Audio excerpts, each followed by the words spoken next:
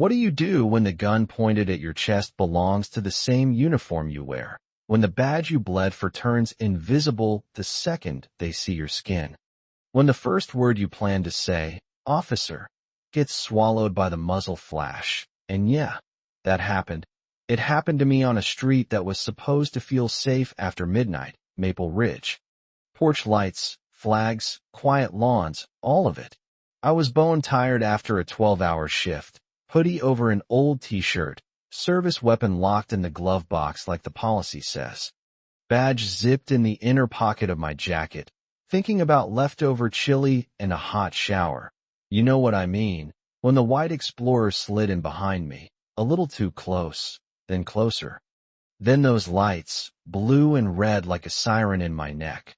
I pulled over in front of Mrs. Bannister's place, the retired teacher who brings pound cake to the neighborhood watch. Hands on the wheel. Breath steady.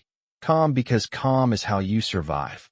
2 officers walked up, Craig Benson on my side, square jaw, flashlight already in my face, Tyler Horn on the passenger side.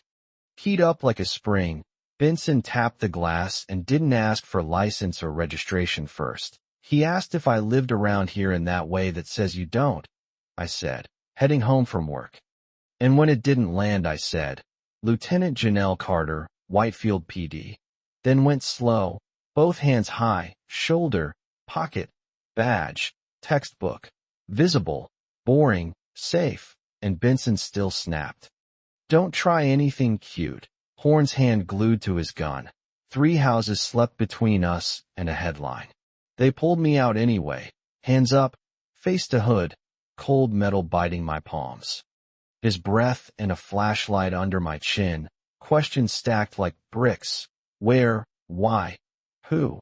Then a shove to my ribs for rhythm, a word I won't repeat thrown like a match, and the night took fire. The part of you that refuses to be a hashtag. Horn lunged. I twisted, found cold steel where my body always expects it. Fired once. Downward. His leg buckled. He screamed.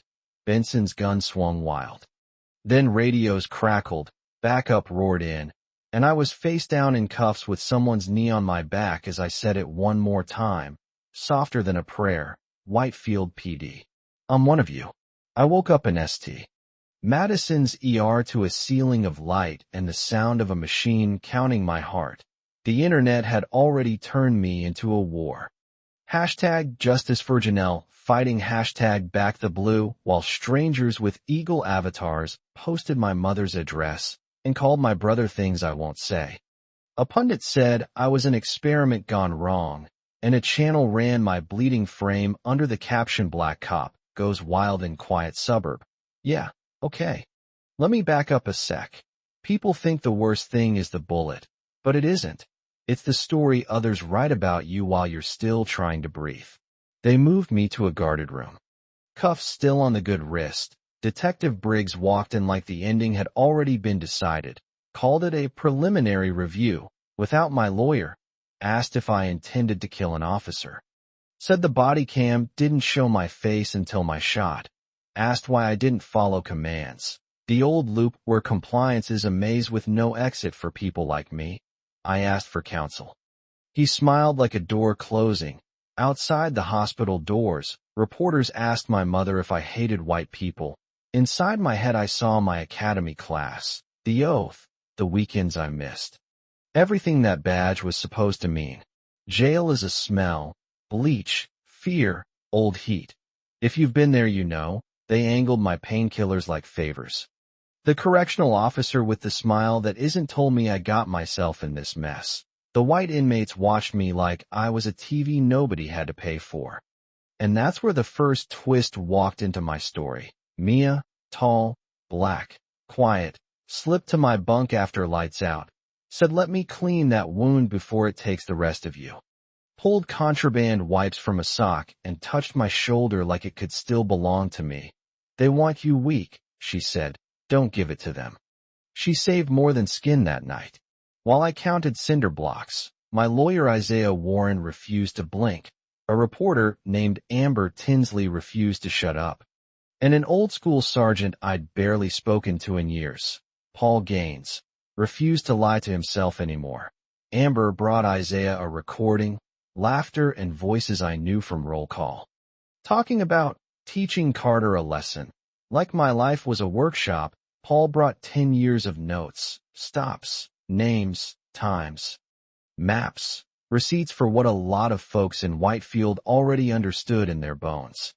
Isaiah filed a Section 1983 suit before the sun came up, and the DOJ's Civil Rights Division showed up with clipboards and a memory. Then came the drop that blew a hole in their story, the uncut body cam, uploaded by a whistleblower who still hasn't told me their real name. The video showed what I remembered and what they scrubbed. My hands visible, my voice steady, my badge announced, the slur. The shot, the refusal to check who I was while I bled on a car I paid for. A mayor who grew up a mile from where I learned to ride a bike demanded an independent probe on live TV. Agent Regina Howard walked into Whitefield PD like gravity and walked out with servers and supervisors and the kind of paperwork men hide when they say it's just a few bad apples. In the swirl a second. Said reports disappeared when they didn't match the fairy tale. Said he was ready to talk if someone would keep his family safe. And I sat there remembering the precise sound my name made when I said it, and nobody heard. When the verdict came, they had to say it twice. Not guilty, not guilty. Like the words needed a second to fit in their own mouths. And then the other verdicts. Benson and Horn guilty of assault and civil rights violations. The city ordered to pay and to change, and to be watched by someone who doesn't owe it a favor. A camera caught my mother's arms around me, and that picture traveled faster than the lie ever did. The inmate who cleaned my wound and reminded me I was worth saving. You stack enough ordinary courage, and you get something that looks a lot like change. Even if it moves like an old truck uphill.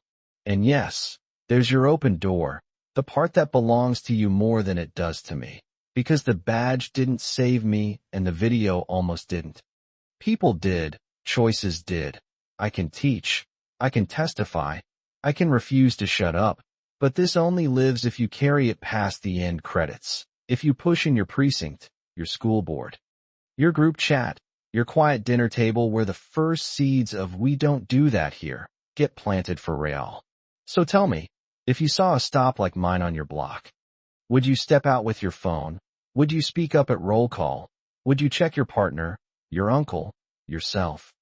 Would you choose the story that costs more because it's the only one that buys us a future? And where are you watching from right now? Drop your city, your thoughts, your yes or your no in the comments. Who was right? What would you have done? What does justice look like where you live today? And what are you willing to do tomorrow to make sure the next Janelle doesn't need an audience to survive?